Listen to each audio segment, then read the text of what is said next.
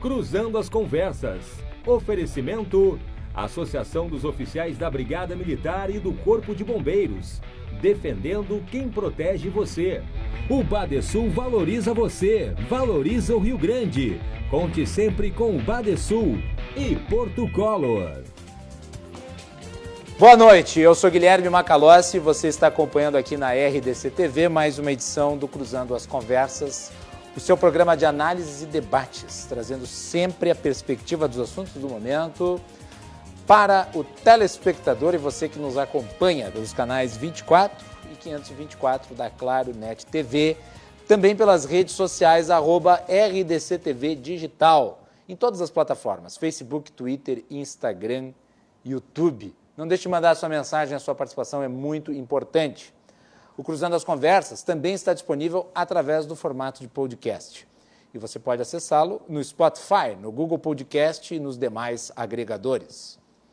E o nosso site é rdctv.com.br, além de todas as notícias do dia, as informações que foram destaque na nossa programação, você também encontra lá na aba Podcasts as íntegras do nosso programa. Então fiquem ligados no nosso podcast para você acompanhar o Cruzando as Conversas sempre, mesmo depois de o programa já ter ido ao ar.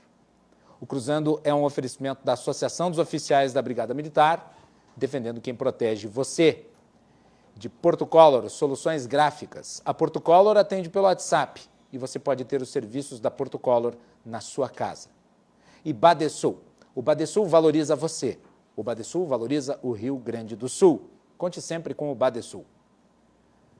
O nosso programa de hoje vai falar sobre saúde, mas também vai falar sobre política. Abriremos comentando sobre a decisão de José Fortunati de deixar a disputa pela prefeitura da capital. A Melanie Rupental fez uma matéria para nós, resumindo o imbróglio. Melanie.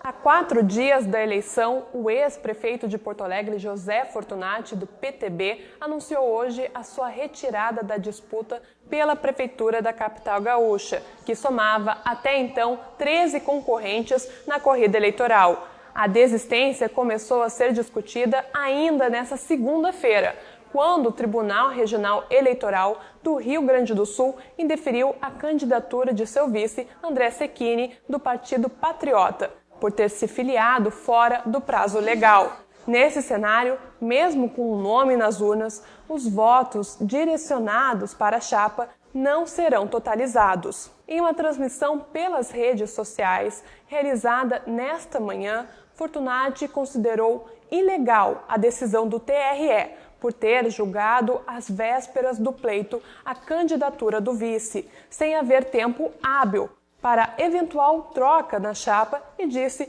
que não restou alternativas. Me dói muito ver isso, me dói no fundo do meu coração, mas nós não vamos prosseguir nesta caminhada. Embora houvesse a possibilidade de recurso ao Tribunal Superior Eleitoral para tentar disputar as eleições sob júdice, o prazo curto e a baixa possibilidade de reversão levaram o PTB a retirar a sua candidatura. Em função da desistência, o tempo para propaganda de rádio e televisão terá que ser regulado novamente entre os demais postulantes. Diante disso, após o anúncio da retirada, o PTB declarou durante a tarde que irá apoiar o candidato Sebastião Melo, do MDB, na continuidade da disputa eleitoral. Durante a entrevista coletiva, Everton Braz, que é presidente municipal do partido, foi quem declarou o apoio formal à candidatura de Melo. Já o candidato Sebastião Melo classificou a decisão judicial, que foi resultado de uma ação do advogado Luiz Armando Silva de Oliveira, que também é candidato a vereador de Porto Alegre pelo PRTB, que é um partido que apoia a candidatura do MDBista, como um incidente de percurso. Além disso, saudou a aliança que tinha com Fortunati durante a gestão de 2013 e 2016, quando eles governaram juntos. Na época, Melo era o seu vice. Dizendo também que eles foram uma dupla que resolveu muitos problemas da cidade. Devolvo para ti, aí no estúdio Macalossi. Bom, vamos como Jack, por partes. O episódio como esse tem um potencial simbólico muito grande. Mas, em termos práticos, em termos eleitorais específicos, eu tenho uma grande margem de dúvida se realmente altera algo na disputa do próximo domingo. Porque, afinal de contas, isso se dá numa quarta-feira. A desistência de José Fortunati se dá na quarta-feira. A eleição é domingo, portanto, 3 dias para a eleição. A velha história da transferência de votos existe, mas ela se dá num grau muito abaixo do que muitos nomes gostariam. E ela precisa de tempo para se consolidar. Em 3 dias é possível reverter votos que seriam para um candidato que não disputará mais para outro candidato que está na disputa? Não me parece haver tempo hábil para se consolidar isso. Mas não me parece haver nem mesmo tempo hábil para que se fixe na cabeça dos porto-alegrenses a não concorrência de José Fortunati a prefeito. Então é bem provável, eu disse hoje à tarde no portal RDC, junto com o Armando Burdi e o Cláudio Andrade, que no dia 15, no domingo, quando as urnas forem abertas e ocorrer a apuração dos votos, nós temos aí um percentual razoável de pessoas votando em José Fortunati. Mesmo com José Fortunati fora do páreo. Em caráter formal, José Fortunati não estará mais na disputa. Mas para efeitos visuais estará, porque o nome dele estará na urna. Então, se a pessoa for votar, se ela for votar no 14, que é o número era o número do José Fortunati, ela vai encontrar lá o nome e a foto dele, assim como encontrará o nome e a foto do seu ex-vice, o candidato André Cecchini. Isso pode gerar nas pessoas a ideia de que estão votando nesse candidato. E nós sabemos que esse tipo de informação de caráter político, obedecendo um regramento eleitoral, demora até se consolidar. Quer dizer, a informação vai levar dias para se dissipar, para ser compreendida pela população em geral, principalmente por aquela margem da população que tem acesso à informação de uma forma muito mais limitada. Então, no dia da eleição, não duvidem, José Fortunati terá uma boa margem de votos. É o que me parece. A transferência não vai se dar nessa velocidade que alguns torcem para que ocorra. E tem aqui um aspecto que hoje me pareceu muito evidente. Pode ser que amanhã eu acabe sendo desmentido pelos fatos novos. Pode ser que amanhã eu seja desmentido pelos fatos novos. Mas o apoio que nós vimos e que foi trazido aí pela Melanie, ele foi um apoio do PTB. O PTB aderiu à campanha do Melo. Mas José Fortunati não citou ninguém. José Fortunati não apareceu. José Fortunati não fez menção a nenhum candidato. José Fortunati fez a live pela manhã e então ele se recolheu. Claro, provavelmente para lamber as feridas. Porque, afinal de contas, você está na campanha, no dia seguinte você está desistindo. E José Fortunati, segundo todas as pesquisas, estava bem posicionado para disputar o segundo turno, inclusive. Estava ali na margem de erro, empatado com o Melo e com o Marquesan. Então tinha chances reais de ir para o segundo turno, tinha chances reais de ganhar a eleição. E, de repente, ele já não é mais candidato. Por um erro formal. Note-se, não se trata de uma impugnação da candidatura por conta de uma denúncia de corrupção, de malversação de recursos públicos. Não, é por um erro formal. E agora, indo para a parte final, hoje a live do Fortunati, atacando a justiça eleitoral, me pareceu inadequada. Me pareceu inadequada por uma razão muito simples. Nós sabemos qual que é o trâmite da justiça eleitoral. Não apenas em relação às eleições em Porto Alegre, mas no Rio Grande do Sul inteiro, no Brasil inteiro. Não se pode desacreditar a instituição dizendo que ela decidiu de forma política, como o ex-candidato José Fortunati falou. O Tribunal Regional Eleitoral tem grandes quadros, tem grandes profissionais, tem magistrados de gabarito. Quer dizer, o ex-candidato está achando que ali tem um conjunto de pessoas que estão confabulando para tirá-lo do páreo? Que havia uma armação em curso Porque quando você acusa o tribunal de tomar uma decisão política, ou seja, de interferir na disputa eleitoral, você está, obviamente, afirmando que o tribunal tem lado. A declaração do ex-candidato, ela leva a isso. Uma análise lógica da declaração do ex-candidato leva a isso. Portanto, dá para depender da declaração dele que ele está acusando o tribunal de ter lado. Lado de quem? Quem é o candidato, portanto, que o Tribunal Regional Eleitoral apoia? É Manuela Dávila? É Marquesan? É Melo? É Gustavo Paim? É Walter Nagelstein? É a Fernanda Melchiona? É o João Derli? É o Montserrat Martins? É o Moroni? Quem? Qual o candidato está sendo apoiado pelo TRE? Se a decisão é política, bom, então só pode ter lado.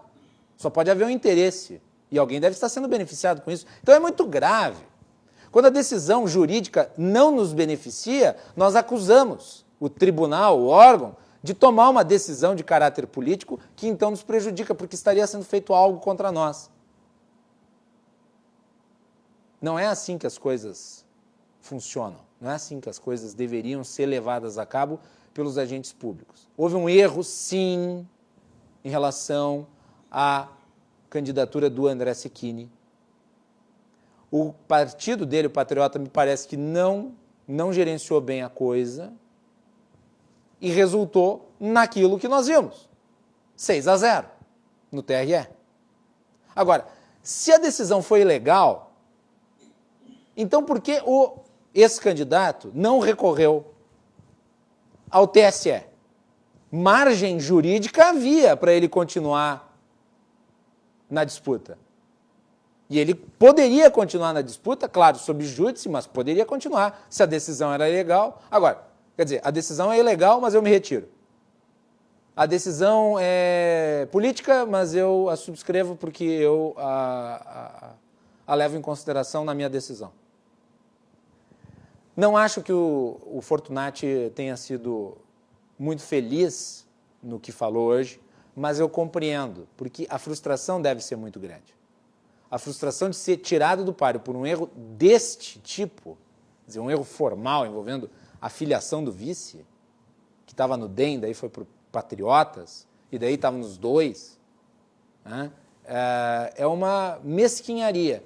Teve até candidato dizendo assim, isso deveria ter sido decidido no voto. A lei está aí para ser cumprida. E se um candidato teve uma impugnação por conta de uma formalidade eleitoral, bom, que se cumpra a lei, vamos tapar os olhos. A democracia não se resume ao processo do pleito. A democracia ela é muito mais do que isso, ela é segurança jurídica. E, obviamente, o cumprimento das formalidades. E, por fim, o mistério. O mistério. Fortunati vai se manifestar em relação ao apoio pessoal dele? Porque o apoio do PTB, nós sabemos, é uma coisa, é menor, é circunstancial. O apoio do Fortunati, entretanto, tem um peso simbólico muito grande. E hoje, lá, no ato do PTB, em que estava presente o candidato Melo, Fortunati não apareceu. Vai aparecer? Ou vai falar depois do resultado do segundo turno? Bom, se falar depois do resultado do segundo turno, dá elas por elas, porque, afinal de contas, todos aqueles que não estarão no segundo turno vão se manifestar em favor dos que estarão. Ou em favor de ninguém. Mas perderá peso. Né? Vamos ver o que acontece. Muito bem. Estão aqui no programa de hoje conosco, tenho a enorme satisfação de receber o Dr. Marcelo Matias, médico presidente do CIMERS, Sindicato Médico do Rio Grande do Sul. Dr. Marcelo, bem-vindo, boa noite. Que dia turbulento em Porto Alegre, né? Olha, Macalossi, os últimos dias em Porto Alegre, no mundo, tem sido de uma turbulência que parece o estado da Flórida, que está chegando mais um tufão por lá. Então, a gente tem vivido um período de forte turbulência. Eu gostaria de agradecer a possibilidade de estar aqui no teu programa. Fazia um certo tempo, já estava com saudade de poder aqui a gente conversar. Vinhas no meu colega, o Silvas, aqui. Isso, a gente tem vindo com mais frequência. Fiquei com ciúme.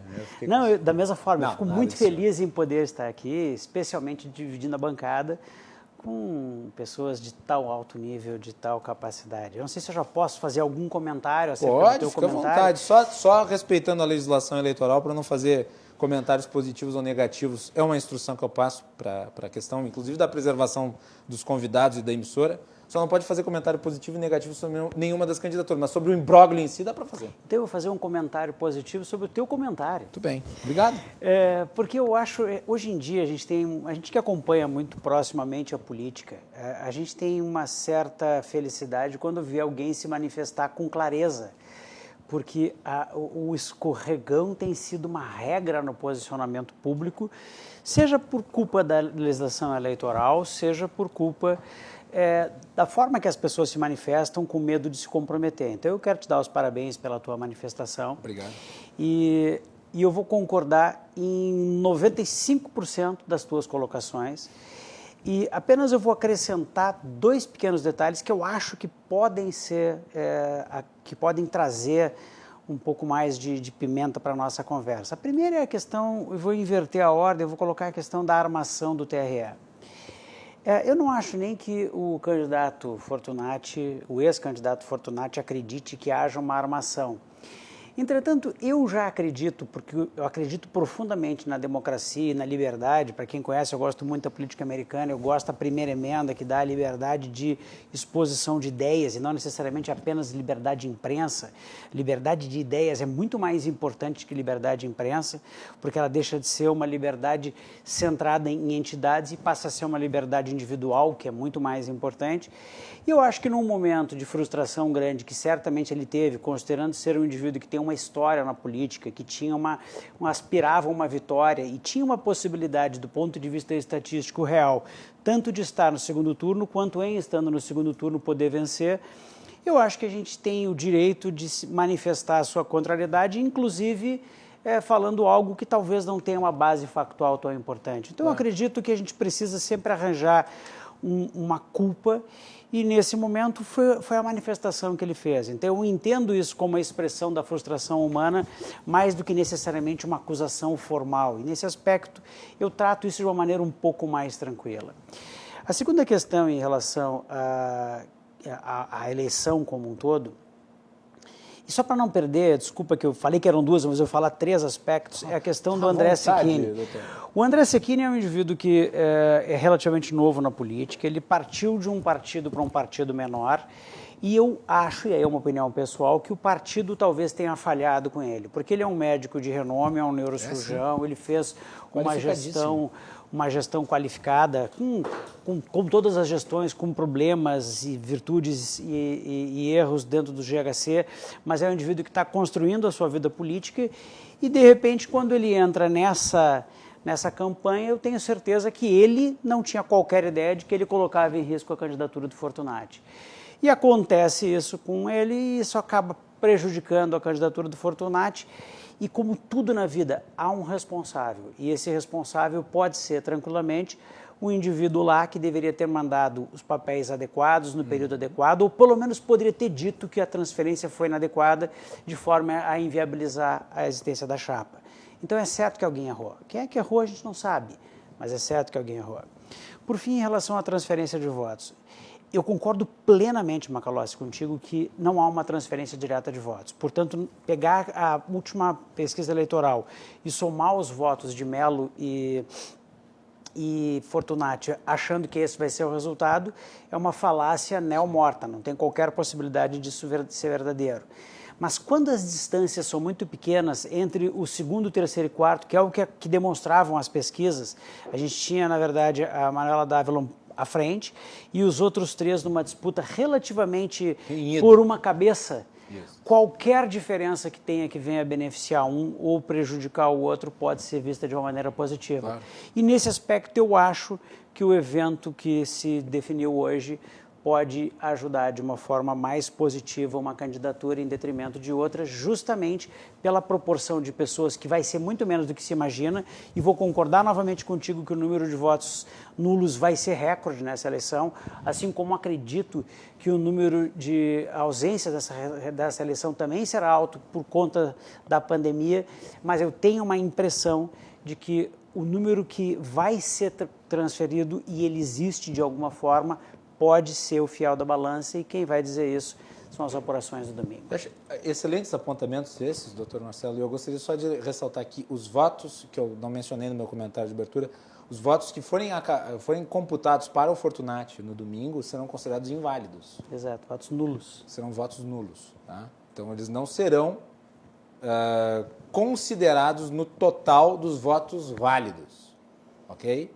Eu acho que entre os claro votos nulos, os votos nulos naturais, mais os votos nulos que serão efetivamente depositados na urna, depositados no sentido mais atual, na urna em nome do Fortunati, vão ser o recorde de votos nulos de uma eleição para prefeito de Porto Alegre. Sou capaz de apostar isso. Será que eles vão dizer? Será que vai ter Colim, por favor. Eu só não duvido que o Fortunati aparecer com 10%, 9%, 10% das pesquisas. Eu não duvido que quando as urnas abrirem, ele vai ter, levando em consideração os números das pesquisas, que ele tenha 5% a 6%. Eu acredito também. Eu assino embaixo. 5% a 6%. Mas será que vai ser divulgado qual é o voto? Bom, primeiro... Vai, claro. Com certeza, sim. Boa noite, Macalossi. Boa noite. Doutor Marcelo. Prazer. Minha dúvida, será que vai ser informado o voto nulo raiz? Como assim? O voto nulo raiz do cara que queria votar nulo e o voto nulo por erro, né? Voto nulo da pessoa que votou no Fortunati acreditando... Aliás, digitou o 14 ali, querendo votar no Fortunati. Eu acredito que vai aparecer porque não há tempo hábil para retirar o Fortunati das urnas. Não, para retirar sim. Não, mas o sistema, na hora da soma, não vai considerar votos para ele. Ele não vai participar. Será que será informado publicamente isso? Minha dúvida. Mas sobre essa questão... Vou perguntar aqui. Vou perguntar para o pessoal do TRE. Mas assim, o que eu fico preocupado quanto a isso é quanto ao plano B do eleitor. O plano B do eleitor, o que é? O eleitor normalmente erro no Fortunati e o seu voto no Fortunati será nulo pelas regras eleitorais. E aí vai uma crítica que eu faço sempre que eu menciono a questão do apego brasileiro às formalidades e da sua incompatibilidade com a prestação jurisdicional e com a administração pública em geral. O que acontece? Concordo contigo, Macalossi. Se tem lei, tem que ser cumprido. Se tem regras, tem que ser observadas. Perfeito. Até porque todas as outras chapas cumpriram. Cumpriram, sim. Perfeito. Não se discute isso. O que eu questiono é se esse regramento que nós temos, ele é necessário que seja desta forma, se ele é compatível com as necessidades sociais, se ele é compatível com o próprio Poder Judiciário, a maneira como o Poder Judiciário o aplica. Nós temos uma legislação que ela é gincanesca. Gincanesca por quê? Porque são muitas regras que são criadas e devem ser observadas, porque se está na lei tem que ser observado, porém a finalidade daquela regra é verificar se o jurisdicionado conseguiu cumpri-la. Como é que funciona uma gincana? Uma gincana, aquelas de criança, de colégio, existe um conjunto de tarefas em que as tarefas servem basicamente para testar a capacidade de cumprimento dos participantes da gincana. E na nossa legislação eleitoral tem um pouco disso. E o tempo, e aí eu faço uma reflexão que se desapega um pouco das regras legais. E vou um pouco para o pragmatismo, para a finalidade das normas. No direito, em vários aspectos, no direito de família nem se fala, no direito tributário já estamos no extremo oposto, mas se verifica a finalidade daquela regra e o prejuízo. Qual é o mal menor? Descumprir a formalidade legal, ou melhor, tolerar o descumprimento, tolerar algum descumprimento específico, ou aplicar a lei na sua literalidade. Nas regras de direito processual civil se leva em conta, na teoria das nulidades, se leva em conta qual é o nível de prejuízo processual para que um ato seja declarado nulo ou não. Acho que uma impugnação e uma cassação tão em cima da hora me parece que traz um prejuízo muito grande para a regra para o jogo democrático. Mas não te parece que causaria um prejuízo ainda maior se a cassação viesse após o resultado das eleições? É óbvio. Mas já aconteceu em muitos casos. Sim, é óbvio. Nós já tivemos candidatos sob júdice concorrendo, ganhando eleições e depois a eleição sendo anulada. Quer dizer, processos eleitorais novos. Eu vou contar aqui o caso de Novo Hamburgo. Nos Estados Unidos. Novo Hamburgo teve uma situação como essa, com o Tarcísio Zimmermann, em 2012. Ele estava na lei do ficha limpa. E ele ganhou a eleição. A eleição foi anulada, teve uma outra eleição. Se eu não estou enganado, na eleição americana, o Al Gore chegou a ficar 37 dias. 37, um mês e pouco, sentado na cadeira de presidente da República. Não, ele não chegou a assumir. Não, ele chegou, ele foi anunciado pela imprensa da mesma maneira que... É que é diferente, lá ele foi anunciado. Não, tem razão. Mas tem razão. Mas mesmo assim, houve Foi antes da posse. Foi antes da posse. Equívoco meu. Mas assim, no modelo americano acontece isso em todo, acredito que em todo o mundo. Mas eu penso que o Poder Judiciário deveria ser mais eficiente, bem que a Justiça Eleitoral ela é muito rápida mesmo, mas ainda assim a aprovação e a fiscalização e a avaliação deveria oferecer ao eleitor uma antecipação maior. Muito se fala do prejuízo do candidato. Eu acho que o prejudicado maior é o eleitor. A vontade do eleitor é prejudicada e isso interferirá.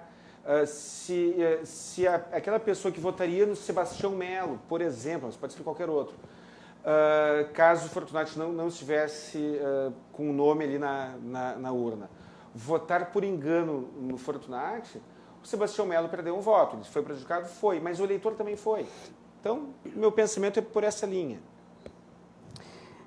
Nesse aspecto, uma solução para isso, se a gente for pegar exemplos em outros países, e seria extremamente interessante, e eu realmente seria um apoiador desse tipo de legislação, e que não tem no Brasil, e resolveria integralmente esse problema, é a existência do candidato avulso, o que é um avançar da própria democracia. Nos Estados Unidos é assim. Os Estados Unidos, se eu resolver ser candidato, eu posso ser candidato, eu não preciso estar filiado... Independente.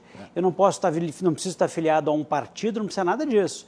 Entretanto, para isso, a gente poderia fazer e poderíamos combinar com nossos políticos o seguinte: vamos fazer isso e vamos acabar com o fundo eleitoral, porque hoje participar de um partido político, em algum aspecto, virou um negócio e não deveria. Por isso, nos Estados Unidos é mais tranquilo, porque ele é um candidato avulso, ele paga as suas próprias contas, vira dono do seu ser, dos seus votos e da sua vitória ou da sua derrota, que me parece um sistema mais democrático do que eu ter que obrigatoriamente ter uma justiça eleitoral inteira feita para isso, associado a um conjunto enorme de partidos políticos, nos quais, provavelmente, se nós perguntarmos para os seus filiados ou para os seus eleitores, provavelmente não saberão dizer o que efetivamente aqueles partidos defendem em termos de ideias. Muito bem, eu concordo, eu tenho a mesma visão que tu sobre a questão da justiça eleitoral e a legislação eleitoral em si. E o fato de nós estarmos sobre o garrote de uma legislação que é arbitrária, porque nos tolhe o direito de expressar a nossa opinião sobre o que está acontecendo. Nós estamos aqui falando sobre o episódio em si, mas nós não estamos tecendo considerações sobre os candidatos. Mencionamos os candidatos, mas não fazemos considerações a respeito. E é isso que a legislação veta, e não deveria. Porque, afinal de contas, imagine a situação em que um candidato, de repente, propõe revogar a lei da gravidade. Quer dizer, de tal forma protetiva a legislação eleitoral na relação do eleitor para com o eleito. Você não pode criticar. Eu não posso criticar, não posso dizer que é impossível fazer isso. No máximo, numa entrevista, eu posso perguntar como é que ele vai fazer. Ou se isso é viável, se isso é factível. Mas eu não posso dizer, não, isso é mentira e ele não vai fazer isso. Eu não posso. Eu acho que esse tipo de legislação não ajuda a formar o voto. Eu não acho que esse tipo de legislação seja educativa de forma alguma. Eu acho que é apenas censuratória. É que o eleitor é tratado como se fosse um incapacitado mental, né? Em que ele não pode ouvir certas coisas porque ele poderá ser influenciado como se ele fosse uma criança. Ele não pode ser influenciado por opinadores na imprensa, ele só pode ser influenciado pelo candidato maledicente que propõe o impossível. Ele pode. E aí o jornalista não tem como esfregar na cara dele o absurdo que ele está dizendo. Isso. Então, o eleitor, fica até desprotegido nesse aspecto, imaginando aquele eleitor que realmente tenha uma limitação maior. Só para, antes do Dr. Marcelo fazer esse apontamento, depois vamos para a nossa pauta principal, mas estou conversando aqui com uma advogada, que é da área eleitoral, especialista, e diz que vai para nulos os votos. Vai para nulos. Ou seja, a gente não vai saber qual é o voto nulo raiz de voto nulo acho que se tu fizer análise lá, eles até podem te fornecer quantos votos foram, porque eles conseguem, inclusive, nos votos nulos, válidos, eles conseguem discriminar para quantos partidos foram aqueles votos. Bom, entendeu? melhor. Mas está aí a informação. E detalhe, aparentemente, até o fim da tarde, não havia um pedido formal de desistência do candidato Fortunati. Isso significa que amanhã, na propaganda eleitoral, o Fortunati estará lá. Tenho certeza. E eu acredito que assim permanecerá. Acho que ele só vai pedir desistência depois do fim da propaganda eleitoral. Se ele fizer vai ajudar isso, a continuar gerando confusão no eleitor, né? Se ele fizer isso e pegar porque, ao que me consta, eu posso estar completamente enganado, mas o partido PTB tem interesse no apoio ao Melo. Pelo menos assim ficou claro para mim nas manifestações públicas do partido. Mas tu estás novamente absolutamente certo, Macalossi. Eu acho que se ele for, por exemplo, para a campanha eleitoral dizendo que está apoiando o PTB, basicamente o que a gente tem, em vez de uma divisão apoiando outro candidato, qualquer que seja, ele vai estar basicamente utilizando o seu horário eleitoral para beneficiar um outro candidato. E enquanto ele não desistir, ele poderá fazer isso. Porque ele, a despeito dele, e aí como médico não tenho conhecimento absoluto, que a própria justiça notifique a questão da propaganda eleitoral.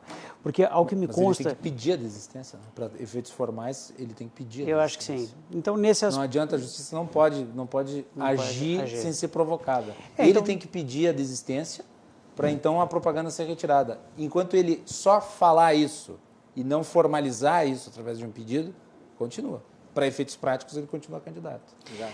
Esse aspecto nos afasta um pouco daquilo que eu gostaria, como eu imaginaria um processo efetivamente democrático. Num processo efetivamente democrático, provavelmente nós teríamos muito menos regras e elas seriam muito mais bem cumpridas e o dinheiro público não faria parte desse processo. Eu canso de dizer que se é para ter uma eleição no qual a gente utilize um fundo eleitoral, eu acho que o grande fundo eleitoral deveria ser o fornecimento por parte do poder público de um computador com uma webcam, uma iluminação adequada, uma bandeira do lugar onde o cara estiver concorrendo atrás. Se tiver, ou da cidade, ou do estado, ou uma bandeira do Brasil, e dá o espaço para o indivíduo falar ali numa webcam, disponibiliza os vídeos em algum programa de streaming e está resolvido o problema, porque a função básica, no meu entender, de um candidato a político é saber falar. Se ele não sabe falar e ele apenas tem um bom programa eleitoral, talvez ele não mereça o voto. Então, no meu entender, seria muito mais honesto, muito mais tranquilo, uma câmera na frente do indivíduo e ele defendendo as suas ideias. Seria mais barato, poderia ser com 100% de financiamento público. Eu ajudaria, inclusive, a pagar um celular, eu poderia fornecer um celular antigo meu, uma lâmpada e um microfone para o indivíduo falar espontaneamente. Acho que seria muito mais útil do que a gente ficar gastando, do que a gente gasta com propaganda eleitoral no nosso país. Aliás, todo o dinheiro da propaganda eleitoral, mesmo os candidatos que não estão se valendo do fundo, é pago pelos contribuintes. O espaço é pago pelos contribuintes. Sem dúvida. Não existe horário eleitoral gratuito. Existe horário eleitoral obrigatório. Gratuito não existe. Não existe nem horário e nem almoço grátis. Fiscal, né? Exatamente. Exatamente. Bom, só um ponto que eu adoro esse tema do financiamento de campanha. Aqui no Brasil demonizaram, Colim e Dr. Marcelo, demonizaram o financiamento privado de campanha. E daí disseram, o financiamento público de campanha vai acabar com a corrupção. Conversa fiada. Conversa fiada. Demonizaram uma lei que poderia ter sido melhorada e daí criaram uma excrescência, que é tirar dinheiro público para pagar propaganda de candidato. É uma excrescência. E daí veio a pandemia. Aí dinheiro falta para comprar respirador, falta para comprar, inclusive, anestésico para entubar as pessoas. E teve gente que morreu por falta de anestésico para entubar. e sobra dinheiro para os candidatos gastarem. Aí tem candidato lá em São Paulo que está com 2% nas pesquisas e botou a mão em 6 milhões de reais do fundo público. Ou seja, o dinheiro está sendo queimado a olhos vistos. Vamos fazer um break?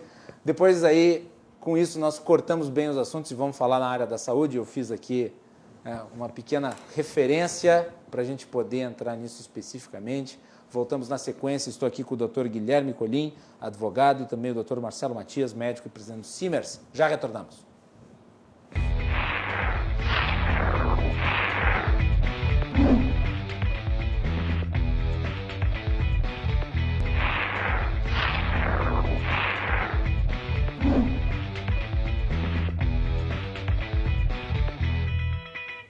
Só esclarecendo aqui, o doutor Daniel Abreu, meu amigo, também técnico lá do Tribunal Regional Eleitoral, ele disse que havendo a homologação judicial da renúncia, os votos não aparecem. Mas é preciso fazer a homologação judicial da renúncia. Então tá aí, explicado. Tá bem? Estamos de volta aqui com o Cruzando as Conversas, o nosso programa sempre a partir das 22h15, depois do Dois Toques.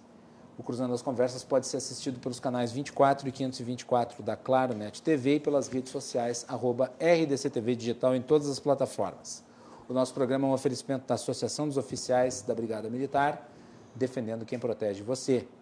De Portocolor, soluções gráficas. A Portocolor atende pelo WhatsApp e você pode ter os serviços da Portocolor na sua casa. E Badesul, quem valoriza o Rio Grande, está ao lado dos gaúchos em todos os momentos, principalmente nos mais difíceis. E o Badesul está sempre ajudando no desenvolvimento do nosso estado, investimento, inovação e muito trabalho. Com esse propósito, o Badesul contribui para o crescimento do Rio Grande do Sul e, junto com você, luta para superar todos os desafios. É pensando nisso e no desenvolvimento que o Badesul oferece oportunidades de financiamento para produtores rurais, municípios e empresas dos mais diversos tamanhos e setores.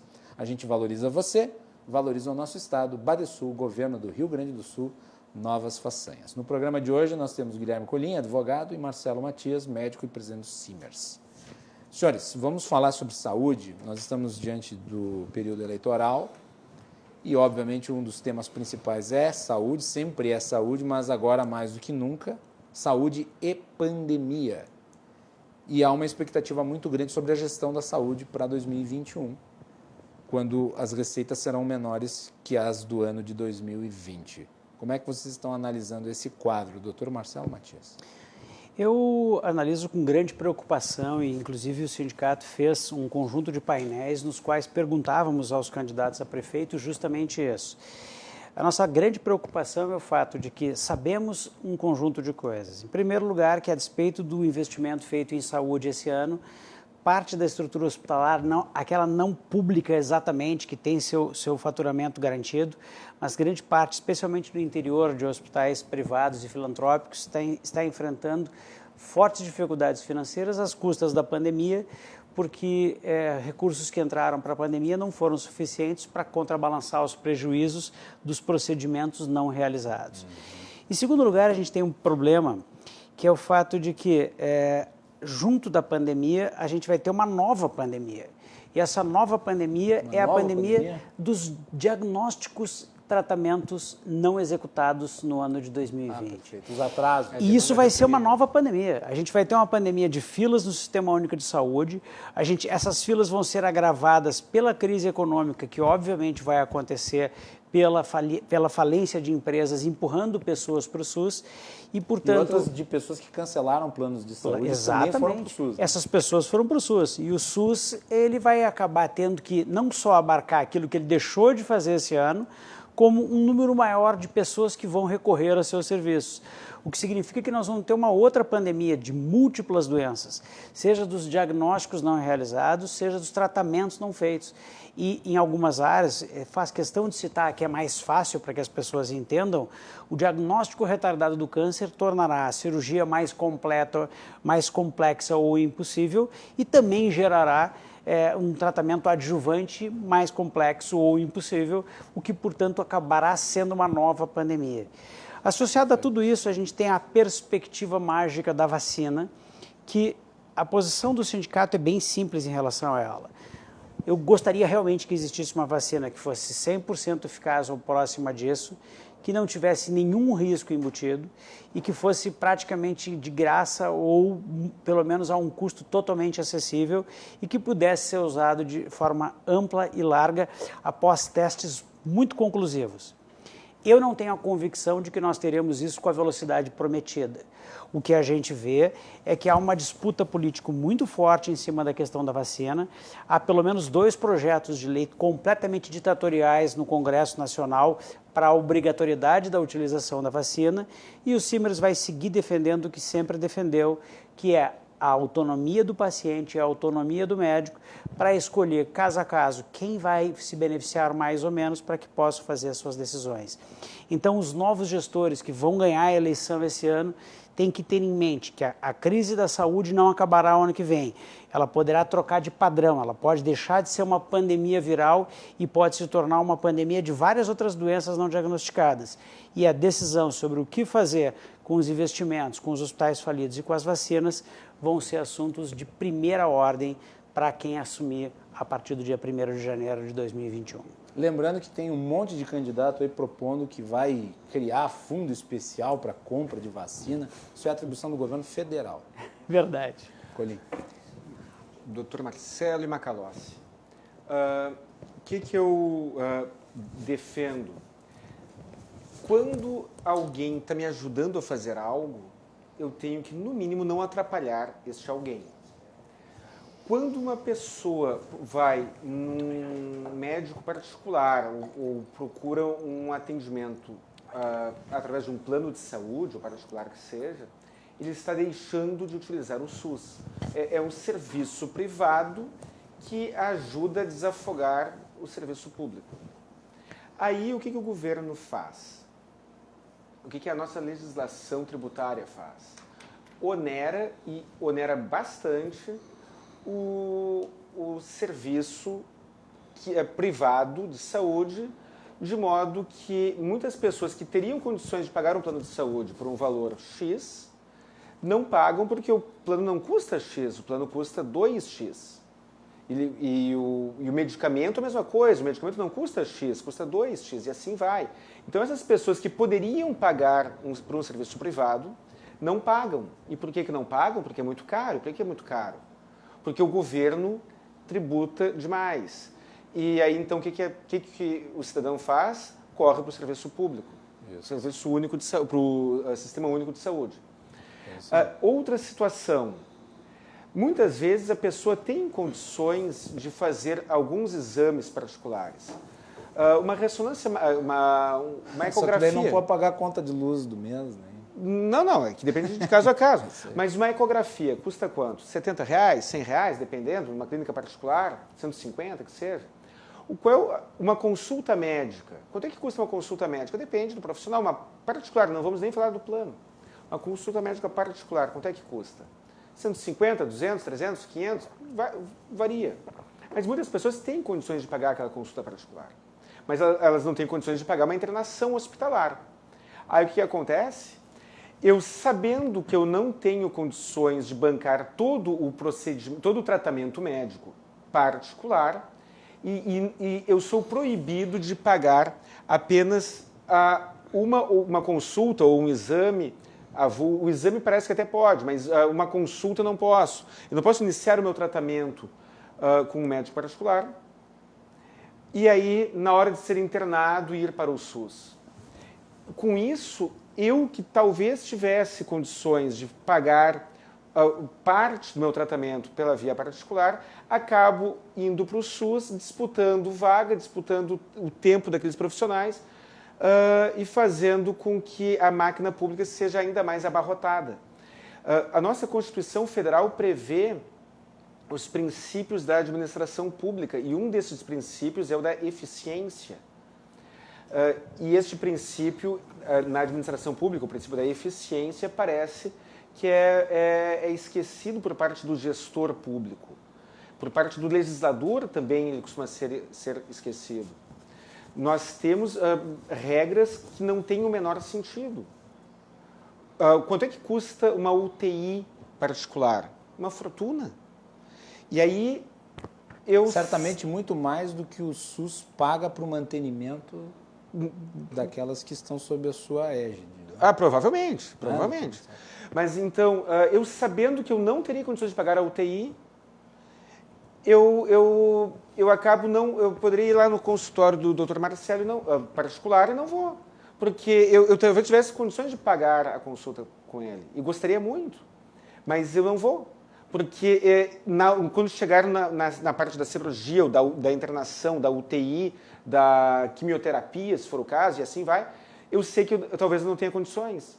E aí, por que aquela pessoa que não tem condições de pagar nada, aquela pessoa que é pobre mesmo, que não tem condições de pagar sequer a consulta, por que ela precisa disputar comigo, que talvez tivesse condições, o horário, a posição na fila de atendimento do SUS? Isso, para mim, é chocante. Essa postura, essa visão monovalente do gestor de querer resolver um problema sem levar em consideração o efeito borboleta, o efeito reflexo, isso é assustador. Porque nós não estamos falando só nessa questão direta da saúde. Toda a administração pública, assim, isso acontece com o ensino, com o colégio particular, que a mensalidade é muito cara, então o aluno vai para a rede pública, mas poderia ficar na particular se fosse mais barato. É em tudo assim.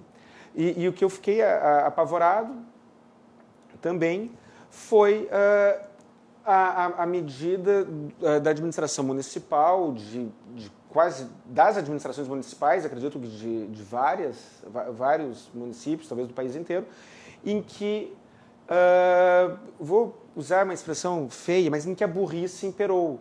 Para evitar aglomeração, o horário de atendimento dos estabelecimentos foi reduzido. A diferença entre a cabeça de um... Socando todo mundo em meia hora, assim, só pode ir em meia hora. Eu fui... Soca todo mundo lá. Para não aglomerar, então não aquilo aglomerar. poderia ser feito em 4 horas e vai ser feito em 2. Eu fui para a Serra logo que reabriu os hotéis na Serra aqui, do Rio Grande do Sul. A diferença da cabeça do administrador privado para o público. O café da manhã no hotel. Para evitar aglomeração, o horário do café da manhã foi estendido. É todo sentido. Aí, aqui no setor público, no setor privado, que é sujeito ao setor público, o governo municipal obrigou o horário restrito. Aí o cara vai no banco, precisa ir no banco, e aí para resolver algum assunto bancário, ele não tinha mais o horário normal, que já é pequeno, passou a ter um horário ainda menor. Isso para não aglomerar. Qual é a explicação? Talvez a gente precisasse de um médico psiquiatra aqui na bancada, para explicar qual é a doença que acomete um gestor público para usar esse critério de decisão. Eu acho... sabe o doutor Marcelo possa... O senhor é psiquiatra? Eu não sou psiquiatra, mas eu vou dizer que às vezes dá vontade de ser para tentar entender as coisas que acontecem, e quero te dar os parabéns, Colim, porque é difícil a gente ouvir com tanta clareza o que a gente está ouvindo aqui. Saúde é uma coisa muito exótica, e o que aconteceu na pandemia, no país como um todo, é extremamente exótico. Eu posso citar, por exemplo, o fato de que para entrar numa loja enorme, no final de semana, eu e a minha esposa, ela teve que entrar sozinha, porque se eu entrasse, provavelmente eu mataria 2, 3 lá dentro. Então eu fiquei ali fora, em contato com outras pessoas, enquanto ela entrou. Ao oposto, se a gente for olhar, por exemplo, as pessoas fazendo campanhas eleitorais, sem máscara, um grudado no outro, só faltam sair abraçados pelos locais. Então tem uma certa falta de lógica que, para um cara como eu, que apesar de médico... Permite. A RDC promoveu um debate, foi o único debate presencial dos candidatos com o público, dentro de todas as regras da Secretaria Estadual de Saúde, da Secretaria Municipal de Saúde, foi feito lá no Sheraton, junto com o LIDE.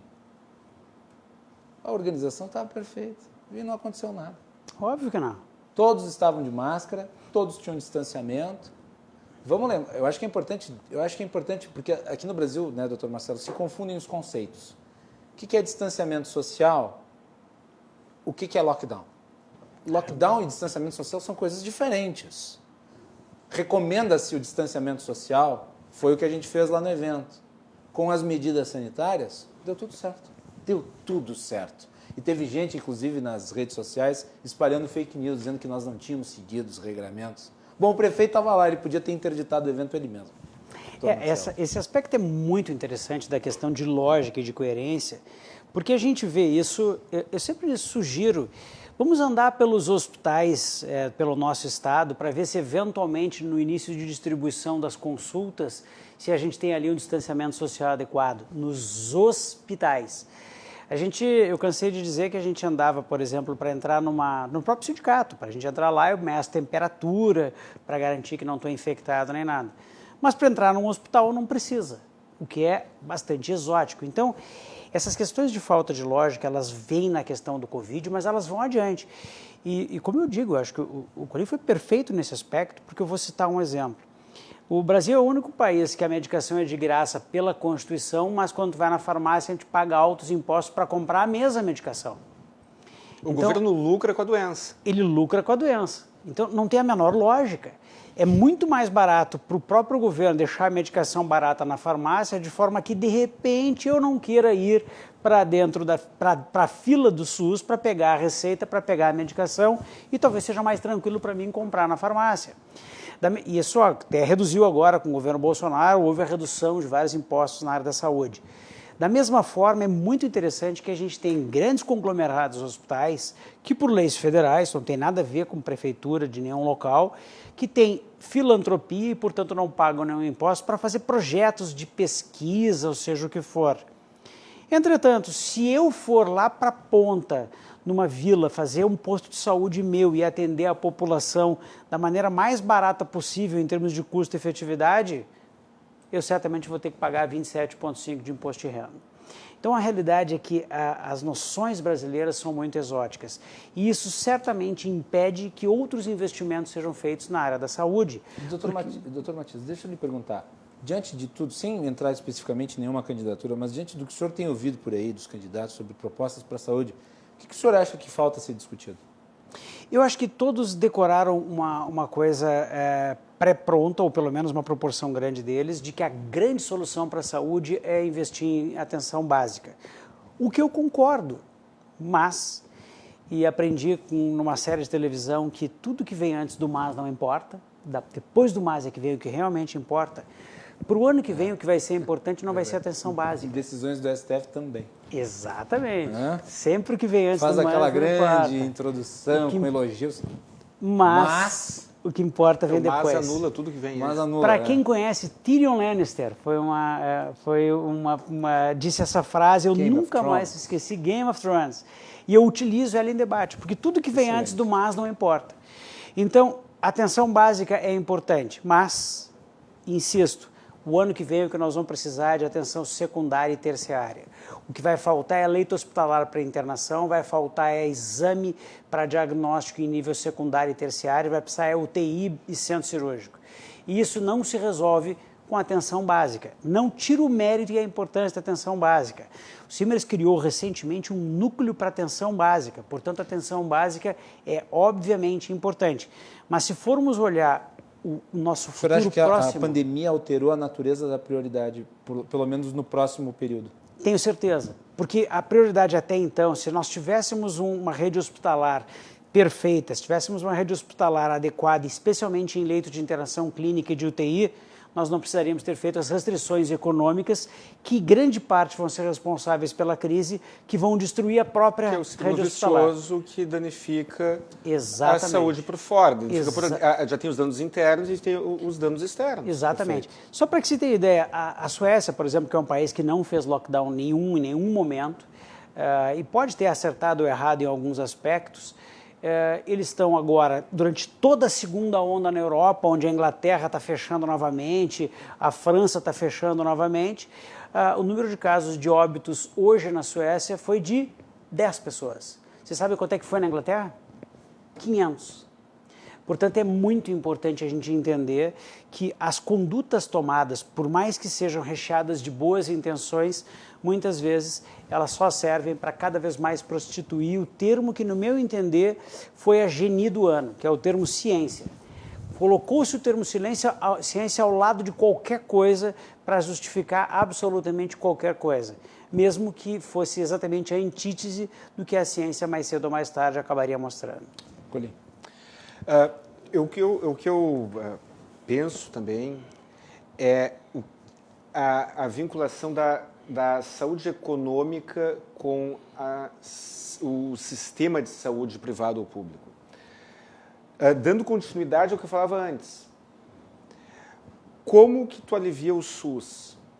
Se as pessoas tiverem dinheiro para pagar o médico particular, o SUS será aliviado. Nós tivemos o movimento Fique em Casa de uma maneira muito radical, muito histérica.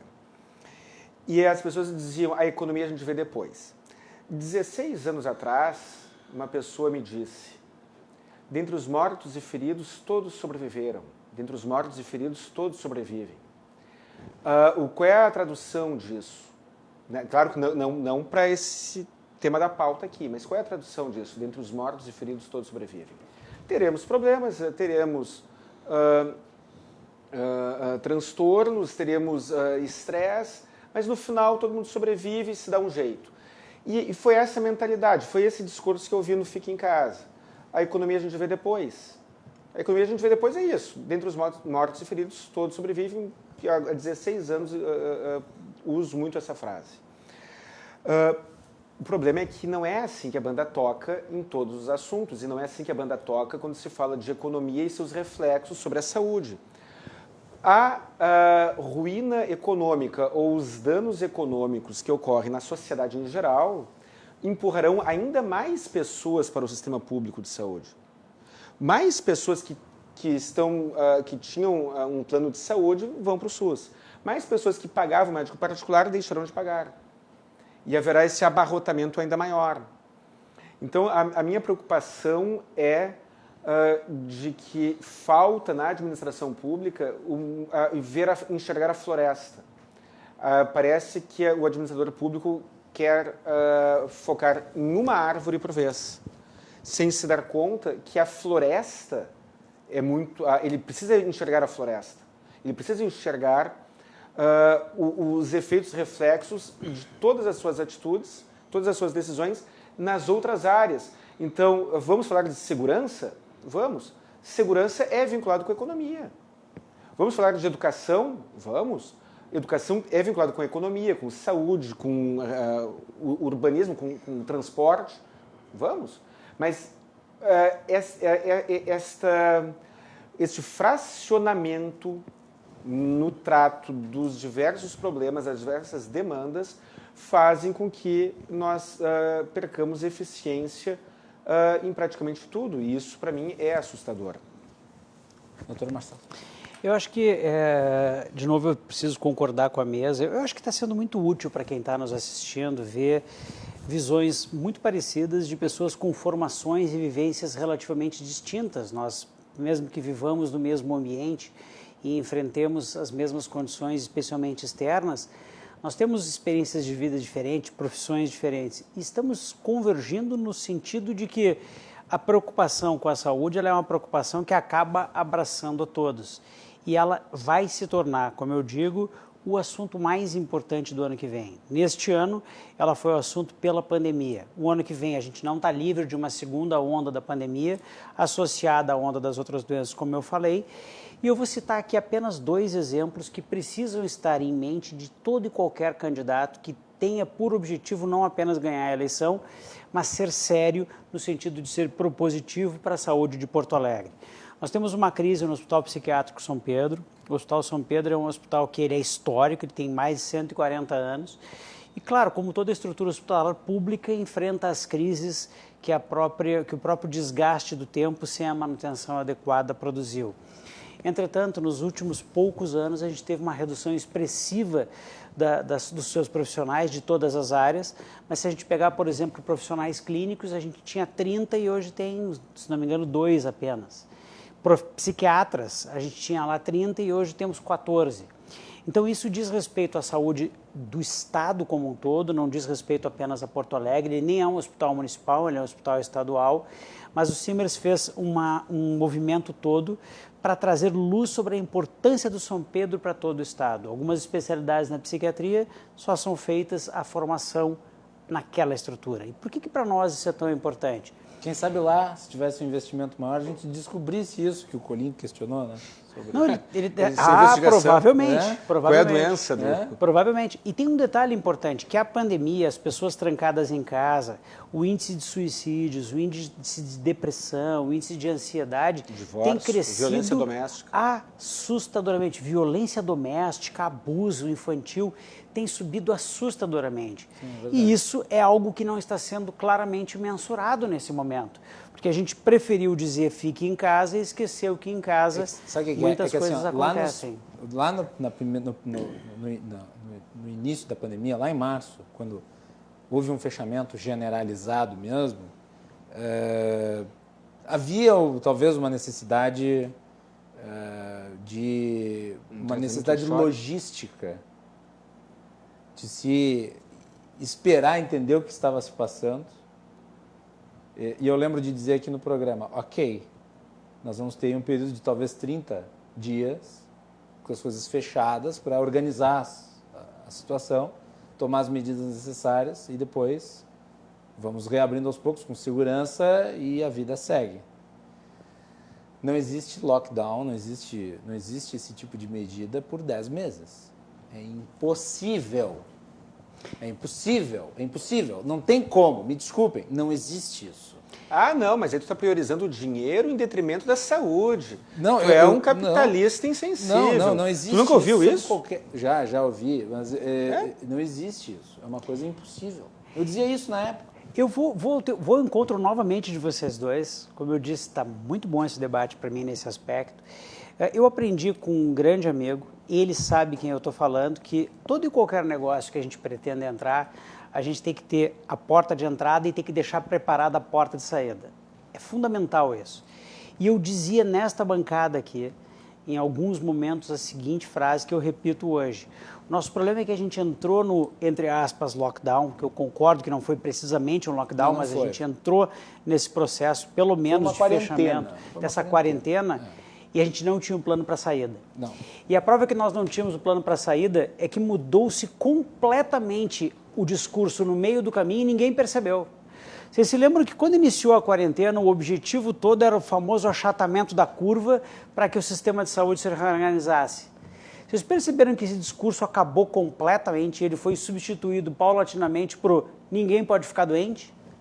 E no momento que a gente cria um discurso que não existe, que é o ninguém pode ficar doente, qualquer pessoa que defender a abertura vai estar defendendo, como tu mesmo disseste, a morte das pessoas, porque a doença vai continuar. E em nenhum momento a ciência disse que, seja a quarentena, seja o lockdown, seja o que for, evita a propagação da doença. E já temos artigos científicos para isso hoje em dia, que demonstram precisamente isso, que quem vai ter a doença terá, e a mortalidade é muito mais proporcional ao perfil epidemiológico e às condições de saúde daquele respectivo local. Mas ele não evita a infecção, mas a gente trocou o discurso, porque hoje em dia, se a gente abre uma escola, por exemplo, e uma criança fica doente, vira um escândalo que dá notícia de capa no jornal. Então esse é um assunto extremamente importante. Então, quando a gente... Eu acho que eu tenho um outro aspecto que é importante mencionar, né? Vamos lá, em março ainda era uma coisa recente, não sabia ainda lidar direito com a doença, agora já está se aprendendo a lidar com a doença. Sim, a mortalidade caiu, inclusive nos pacientes internados. Caiu muito, porque os procedimentos médicos adotados, eles foram, nesses meses, eles foram de um ponto de desconhecimento a uma certa experiência. E à medida em que isso se consolidar, os índices de morte vão ser menores. Isso não significa que a doença deixou de ser infecciosa como ela continua sendo. Esse é o grande problema do Covid, ele é de rápida disseminação. Mas com as técnicas que foram sendo desenvolvidas ao longo dos meses, você conseguiu mas você conseguiu diminuir o número de mortes. A prova inclusive disso... na segunda onda na Europa. Sem dúvida. Que é muito menor o número de mortes do que o... Sem dúvida. O número de casos está sendo superior ao da primeira onda e o número de mortes está sendo muito inferior. Perfeito. Porque mudou epidemiologicamente, porque o tratamento melhorou. Vou fazer uma consulta médica no ar.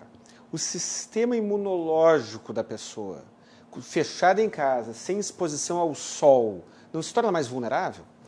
Isso é uma... Por exemplo, isso é a depressão... Já vou concluir, vou avançar na consulta. O estresse, o aspecto psicológico, o estresse de estar confinado em casa, não se reflete, não deixa a pessoa com um sistema imunológico um pouco mais vulnerável por este aspecto também? Eu vou responder os teus dois com a necessidade que eu tenho de relativizá-los dentro do possível. Existem trabalhos relacionando diretamente a dosagem de vitamina D do indivíduo com a mortalidade. O problema disso é que são estudos que têm um certo viés, considerando que pessoas mais saudáveis, que fazem mais exercício, que vão mais para a rua, costumam ter um número menor de fatores de risco para morrer do Covid do que aquela pessoa que fica em casa comendo salgadinho e vendo televisão. E, portanto, a gente pode ser aqui um viés de seleção que nos leve a acreditar nisso. Entretanto, por uma questão de coerência, na minha casa, eu fico muito preocupado porque a minha filha, que tem 16 anos, está trancada praticamente dentro de casa desde o início da pandemia. E a minha lógica é, por favor, toma um sol, porque ela precisa tomar um sol, porque o sol é importante até para a vitamina D. A segunda questão é que a questão da depressão tem uma vinculação direta com inúmeras doenças. Ninguém tem dúvida que depressão mata. E ninguém tem dúvida que depressão aumentou nesse período da pandemia. Sim. E, portanto, muita gente está deprimida e não sabe. Muita gente. Tem muita gente que está deprimida e não sabe. Eu tenho certeza que se tem alguém que se beneficiou nesse momento, foram os vendedores, e eu entendo até o negócio, mas de bebida alcoólica, porque as pessoas estão bebendo mais, as pessoas estão trancadas dentro de casa. E eu ajudei o mercado. Eu tenho uma certa culpa nesse assunto também. De qualquer forma, o que eu faço questão de dizer aqui é o fato de que tudo isso, quando colocado na balança, no futuro, vai trazer a realidade. E a gente pode ficar muito surpreso ao descobrir que pessoas que hoje arrotaram supostos conhecimentos estarão completamente errados. E eu vou dar um exemplo aqui. O biólogo que se transformou o HIT, inclusive, do TST, né, para propagandas contra... Foi a TSE, exatamente. O Átila Lamarino. O Átila Lamarino. Ele fez previsões catastróficas que, a despeito de tudo que fizéssemos, nós teríamos mortes na casa dos milhões no Brasil. Ele errou por 90% a 95%. E ainda... Na verdade, ele disse que se nós não fizéssemos nada, teríamos 2 milhões, 1 milhão de mortes, uma coisa assim. Não, mas se fizéssemos, teria 1 milhão. E esse é o problema, a gente fez... Eu não lembro direito do vídeo. Não, esse é o grande problema. O problema é que ele errou por 90%. E qualquer cientista que erra por 90%, ele pode ser considerado qualquer outra coisa, mas não um cientista a ponto de ter esse grau de confiabilidade para ser tido como o ícone contra a fake news no país. Aliás, eu não gosto da postura do Átila Lamarino porque ele é catastrofista. E eu acho que a ideia de ciência ela tem que estar sempre associada com o otimismo. Pelo menos para mim, a descoberta ela está associada ao otimismo. Posso dizer qual é ele dá vontade de chorar, só notícia ruim. Mas eu posso dizer para mim qual é a coisa mais importante com relação à ciência? Eu às vezes eu já fui acusado, inclusive pela imprensa, de que eu estava me contrapondo quando eu resolvi atacar a OMS, porque a OMS teve uma ação catastrófica durante a pandemia, e aí eu ouvi de um colega da imprensa aí, me acusando de que eu estava contra a grande maioria dos cientistas e tal. E ao oposto vou discordar de ti nesse aspecto, ela não busca ser otimista ou pessimista. A busca da ciência não tem nada a ver com a busca do consenso. A ciência busca apenas uma coisa, que é a verdade. E a verdade, Perfeito. Muitas vezes, ela é contrária ao positivo, ao negativo e ao consenso. Ela é apenas a verdade. E por isso eu gosto muito da verdade. Eu, frequentemente, em debates, a gente se debate em relação a sentimentos e eu procuro, frequentemente, não colocar os meus sentimentos e colocar a verdade, mesmo que não seja o que eu gostaria de dizer naquele momento. Subscreva. Muito obrigado. Colim. E a gente não pode esquecer que a verdade é provisória. A Ah, verdade sem é temporária. Sem Quantas verdades irrefutáveis do passado são absurdos hoje. Linus Pauling, ele ganhou o prêmio Nobel dizendo o quê? Dizendo que que o ser humano deveria tomar doses cavalares de vitamina C. O que acontece com vitamina C acima da dosagem normal? Ela é expelida pelo organismo. Mas por algum tempo aquilo foi uma verdade. E aí, qual é o meu... O que eu me refiro agora? Nós tivemos a politização do tratamento médico. Nós tivemos o STF dizendo pretendendo dizer o que o médico deve ou não receitar. Estou falando da cloroquina, estou falando da ivermectina, estou falando de medicamentos que... E nós também tivemos, ao mesmo tempo, do outro lado, nós tivemos o presidente da República fazendo propaganda de remédio. Também. Não ajuda em nada, né? Quer dizer, não deveria nem o STF falar sobre isso, nem o presidente da República. Que do presidente do Bolsonaro a gente não pode esperar muita coisa mesmo. Se bem que do STF também não sei se pode. Mas, assim, o que acontece? Quando um profissional tem sofre uma pressão, seja de um lado, seja de outro, mencionando qual medicamento, qual procedimento, qual técnica ele deve utilizar, e caso ele se permita, e estamos falando de seres humanos, ou seja, pessoas que correm o risco de não conseguirem resistir a esta influência, nós estamos falando que uma vida humana, ou várias, podem ser afetadas, podem ser abreviadas por conta de questões políticas. E aí, defendendo o uso da cloroquina, não o uso em si, mas defendendo a liberdade do uso. A verdade é provisória. Não existem estudos científicos? Não sei se existem ou não. Digamos que não existam. Se houver um estudo científico dizendo algo hoje, talvez amanhã se diga o oposto. E aquele profissional da saúde, aquele cara que está ali com um paciente doente na frente dele, ele não pode ser desprestigiado. E é o que tem acontecido de uma maneira muito corriqueira para ambos os lados. Eu acho que, primeiro, deve ser observado o princípio da autonomia. Falei no programa, Macalossi, na segunda-feira de uma entrevista falando sobre cuidados para que o médico não sofra processos e condenações quando ele não errou.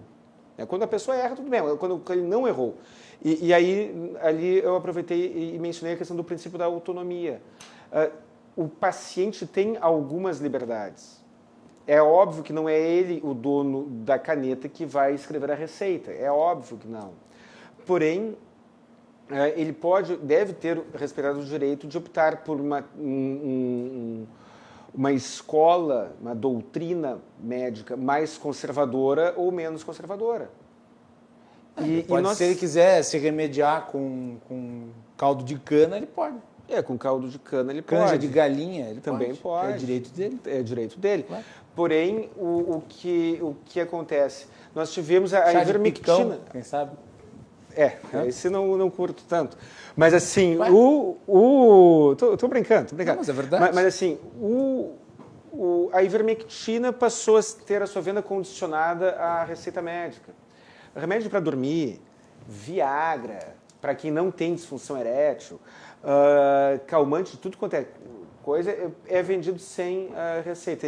Um vermífugo passou a ter essa exigência, que já não existe mais, mas por algum tempo teve. Nós temos, então, essa intervenção política na saúde de uma maneira muito, muito incisiva e desprestigiando quem deveria ter a liberdade para tomar as suas decisões. E a precisão realmente foi de ambos os lados.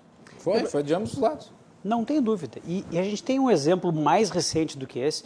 Tudo que tu falaste está absolutamente correto, mas há um detalhe além. Nós temos uma pesquisa feita para a vacina chinesa aqui pelo Butantan e ela, obrigatoriamente, como tudo nessa pandemia, foi exageradamente politizada. E a gente tem, em contraposição, o governador João Dória e o presidente Bolsonaro. De qualquer forma, houve um evento adverso grave, um indivíduo morreu. Cometeu suicídio. Mas esse é o detalhe. A natureza da ciência é essa. Enquanto a gente não consegue estabelecer a relação direta de causa e efeito, é perfeitamente adequada a posição da Anvisa do ponto de vista científico. Mas eles já liberaram de novo a testagem. Não, perfeito, mas eles suspenderam. Não, eu não tive nada contra a suspensão. E quando eles suspenderam... É normal. Inclusive a da Johnson & Johnson foi suspensa. Perfeito. E a da AstraZeneca foi suspensa. Perfeito. Depois de constatado a razão, foi liberado de novo. E é assim que funciona a ciência. Claro. Mas o STF, que convenhamos, tem processos lá acumulados nas paredes, nos armários, que devem ter sido comidos por traças e que eles não são julgados, dá um prazo de 48 horas para que volte. A questão toda é que a gente nunca sabe, quando tem um efeito adverso, qual é a causa do efeito adverso. Porque eu posso ter um indivíduo que está usando o placebo e morre, como aconteceu numa dessas pesquisas, eu acho que foi a da AstraZeneca.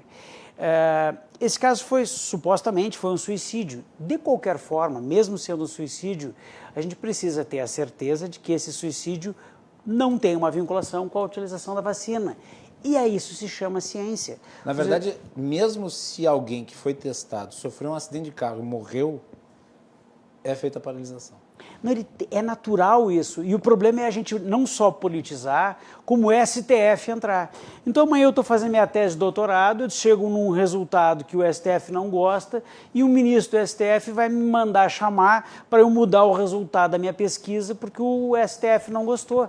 O problema disso... Vai ser por decisão monocrática. Por decisão monocrática. O grande problema disso é que, em primeiro lugar, de novo, a gente retorna ao ponto inicial da nossa conversa.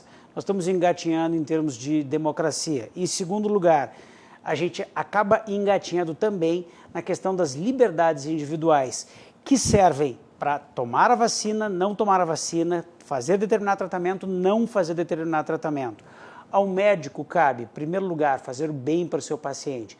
É um preceito do Código de Ética Médica fazer a beneficência e a não maledicência. Portanto, também não fazer nada que possa prejudicar o paciente sob o interesse escuso. E aí me parece que os dois projetos que estão hoje, eles não vão ser aprovados, mas estão hoje, um projeto de um grande deputado chamado Alexandre Frota e outro também do outro grande deputado chamado Aécio Neves, estamos bem de deputados. O do Alexandre Frota diz que quem não fizer a vacina tem que pagar o seu tratamento no SUS.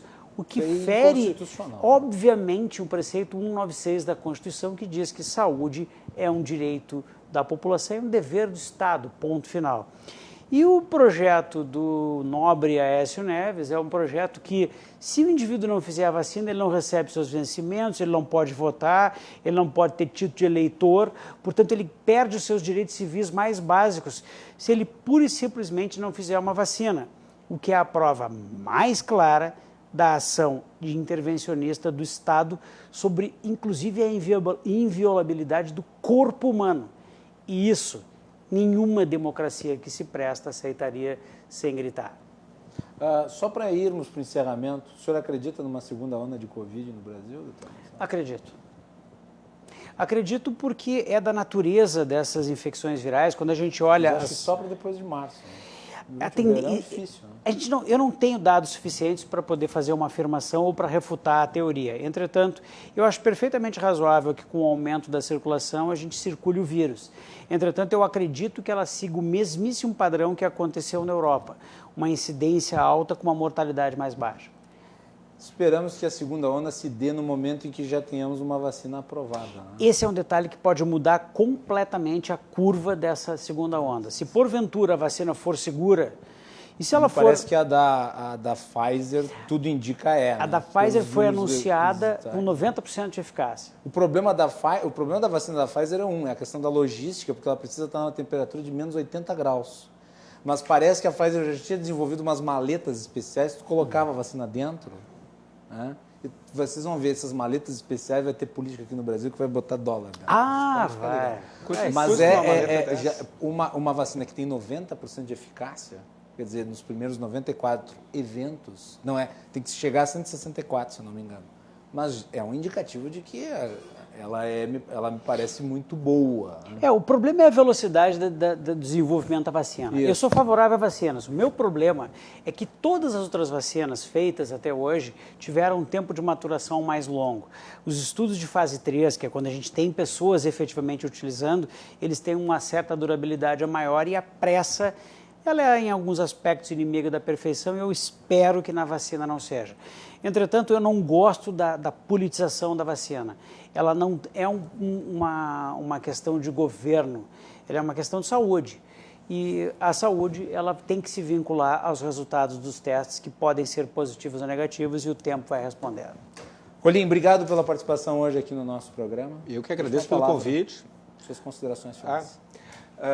Bom, falando em saúde e em politização da saúde, a busca pelo conhecimento e a destinação de uma parte do tempo para uma reflexão isenta de paixões tende a conduzir quem adotar essas práticas a conclusões mais sensatas, a conclusões mais próximas da verdade. Meu convite para você que está em casa, procure fazer uma análise racional. E por racional, leia-se, racional e democrática quanto a todos os argumentos e pontos que você vê na sua frente. Não adianta pensar um ponto, pensar um argumento e outro, ignorar outros para chegar a uma conclusão. A politização da saúde é uma âncora. É uma âncora que retarda ou inibe o desenvolvimento ou o progresso em qualquer de seus aspectos. E outro, economia e saúde andam juntos. Economia e saúde estão ligados. Pense nisso quando for tomar as suas decisões econômicas, decisões sobre a sua economia pessoal. Isso pode mudar o destino da vida de uma pessoa ou de uma família. Muito bem, obrigado, Colim, pela participação. Colim volta semana que vem aqui no nosso programa, né? Se convidado, adorarei. Com certeza.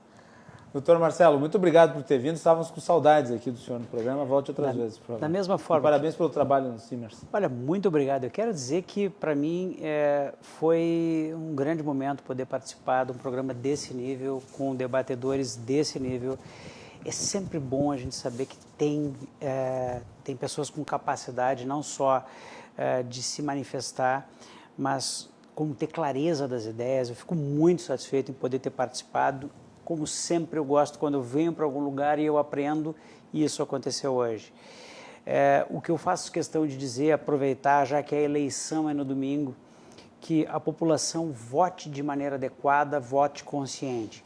E os candidatos que forem para o segundo turno, eu vou deixar abertas as portas do sindicato, porque nós estamos aptos a debater e conversar sobre saúde com qualquer candidato que seja, e ao prefeito eleito possa ter a certeza absoluta que terá no Sindicato Médico um parceiro para ideias, mas também um crítico quando julgarmos necessário em nome da categoria, porque atuar em nome da saúde na defesa dos médicos significa defender também a população e, portanto, é da natureza da política a gente ter embate, e o que a gente gostaria é de termos uma conversa franca, eventualmente ao mesmo lado, eventualmente em lados opostos da mesa, mas uma conversa olho no olho, com honestidade, com tranquilidade, com quem venha a ser o prefeito de Porto Alegre no futuro. Eu desejo uma boa sorte aos candidatos e especialmente desejo que façam um bom plano de saúde para que possamos caminhar juntos após a sua eleição, com menos brigas e com mais construções em conjunto. É isso aí. Muito bem colocado, subscrevo, e eu quero convidar tanto o Colim quanto o Dr. Marcelo para acompanhar aqui na RDC no final de semana a cobertura das eleições. Nós vamos das 8 da manhã até a meia-noite, ininterruptamente. Vão passar todos os candidatos, comentaristas políticos, vão analisar o resultado das urnas. Então, ficam aqui convidados já para acompanharem o nosso programa ao longo do dia. Vai ser certamente a maior das coberturas das eleições aqui no nosso estado, e você que está nos assistindo em casa também está convidado a acompanhar nos canais 24 e 524 da Claro Net TV e pelas redes sociais @RDCTV Digital. Nós vamos fazer um break, voltamos de Brasília com o João Carlos Silva, os bastidores do poder. Fiquem conosco, já voltamos.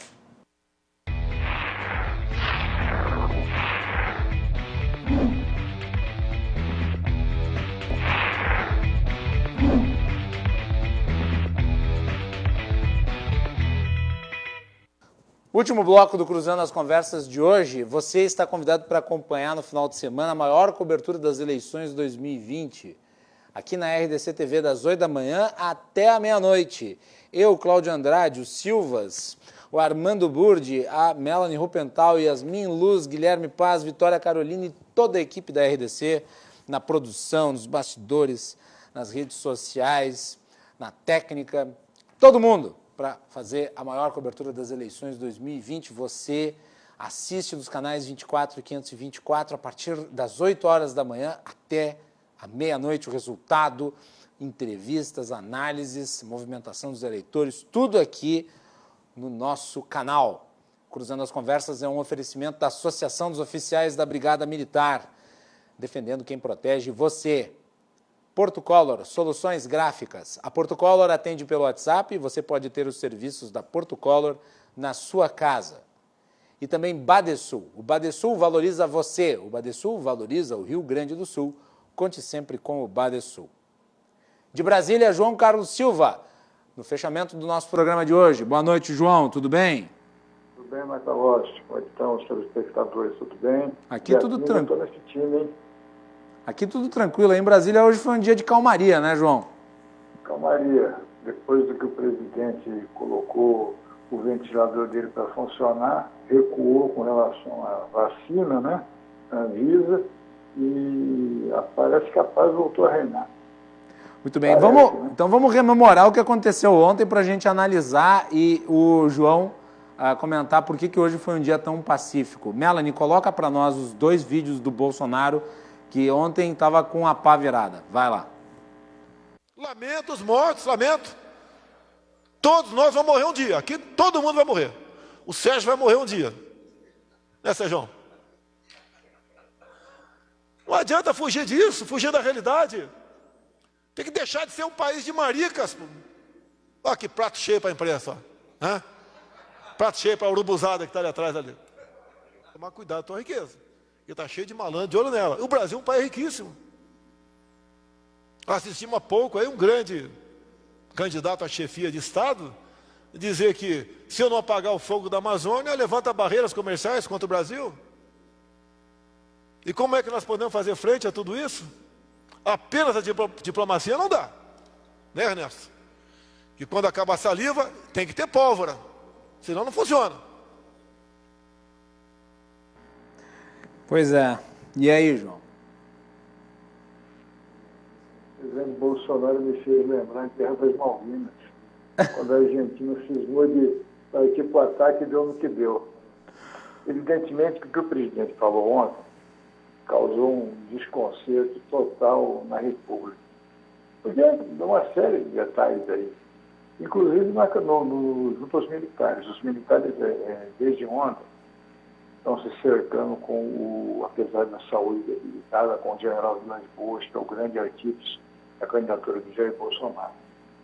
Para tentar, com o general Vilas Boas, que ele consiga reverter esse entusiasmo muito vigoroso do presidente da República e conversando coisas inadequadas.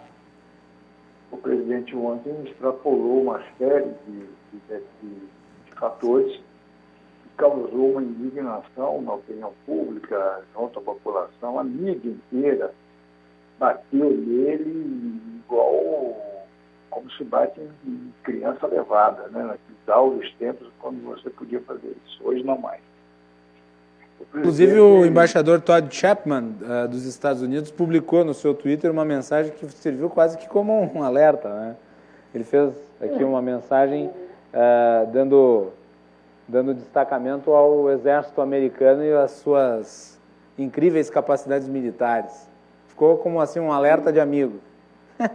E o presidente deu uma outra embolada quando ele comentou o que o general Mourão tinha dito. Ele disse que não consulta o Mourão, não discute com o Mourão nenhum tipo de assunto faz tempo. Isso todos nós sabemos, até porque o general Hamilton Mourão segura a peteca do governo junto ao legislativo e junto aos empresários.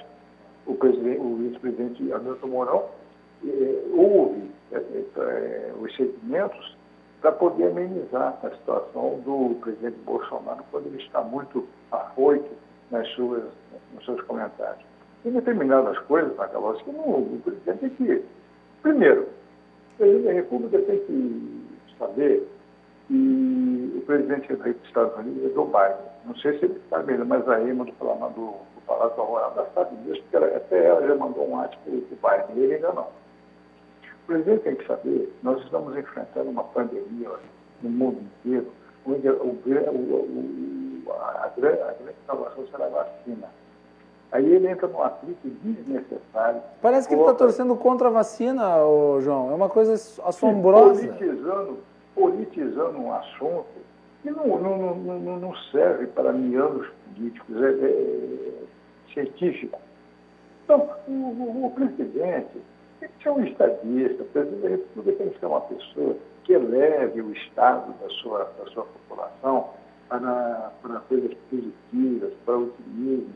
Todo mundo esperando a vacina. E o presidente me dá uma deixa dessa extremamente desnecessária. A postagem que ele fez... Inadequada. Eu vou dizer... Uma hora inadequada. João, a postagem que ele fez no Facebook respondendo a um cidadão lá, para mim é mais grave do que essas duas declarações que ele deu. Sim, porque naquela declaração ele ajuda a difundir mitos sobre vacina. De que vacina causaria anomalia, de que vacina causaria depressão, que vacina causaria morte, e não existe nada disso, é mentira, isso é fake news. E depois ele se gaba ainda, ele diz, mais uma que o Jair Bolsonaro ganha. Espera aí, ganha em cima da morte de uma pessoa que cometeu suicídio? Horroroso isso. Horroroso. O presidente tinha ao seu lado um porta-voz, que é o general Rego Barros, extremamente competente, prestigiadíssimo junto à grande imprensa, respeitadíssimo. O artigo do general hoje, no Correio Presente, também é um belíssimo artigo, onde ele reflete que o presidente da República é o presidente de todos, não é um presidente de nenhum nem de dois. E o presidente, ele precisa colocar na cabeça que ele se elegeu para cuidar do Brasil, para cuidar da população, seja ela A, B, C ou D. O presidente não pode ter esse tipo de comportamento, principalmente em redes sociais. Os comentários que desagregam, que não cacifam a vitória que ele teve nas urnas. Isso é um problema muito sério. E vou te dizer mais. Se prepare para que o governo tenha problemas no Senado Federal, porque diante da pesquisa de hoje, onde o irmão do senador Davi Alcolumbre caiu 11 pontos na eleição da Prefeitura de Macapá, essa questão do apagão, onde o presidente do Senado, Davi Alcolumbre, está cobrando muito do governo uma posição. 8 dias já sem energia, vai ficar com mais alguns dias também sem energia. A eleição em Macapá deve ser adiada. Local. Aliás, João, eles estão lá fazendo pedido oficial para a Justiça Eleitoral. Sim. Da possibilidade de não haver eleição no domingo. Não haver eleição. E o presidente Davi Alcolumbre, conversei ontem com ele, já mandou um recado ao governo. A situação no governo, no Senado Federal vai ter dificuldade. Por conta dessa questão toda e por conta também das eleições municipais. No dia 15, no domingo, após o fechamento das urnas, e depois dos resultados oficiais, nós vamos ter um quadro como será o governo Jair Bolsonaro em 2021. Essas mudanças todas, essa eleição que o candidato do governo perde a eleição, está na frente, pode perder, vai ter uma recomposição do cenário político e aguardem novidades para 2021. O governo pode ser vitorioso, mas não pode ser que não. Mas os candidatos apoiados aí pelo presidente não estão indo bem, né? Não estão indo bem, mas nenhum está indo bem. Nenhum está indo bem. E essas surpresas podem atingir diretamente o presidente, por quê? São surpresas que vão diretamente aos líderes políticos dos municípios e dos estados, que fazem parte da fase aliada do presidente da República. E pode também ser, depois de 2021, base não aliada, dependendo do como será o comportamento nas urnas. Muito bem. João Carlos Silva volta amanhã aqui no nosso programa. João, muito obrigado. Uma boa noite. Fica o meu abraço para ti, irmão. Boa noite, telespectadores. Tudo de bom. É isso aí. João Carlos Silva, direto de Brasília, os bastidores do poder. Nós vamos ficando por aqui e voltamos amanhã às 22h15. Uma boa noite a todos e até mais.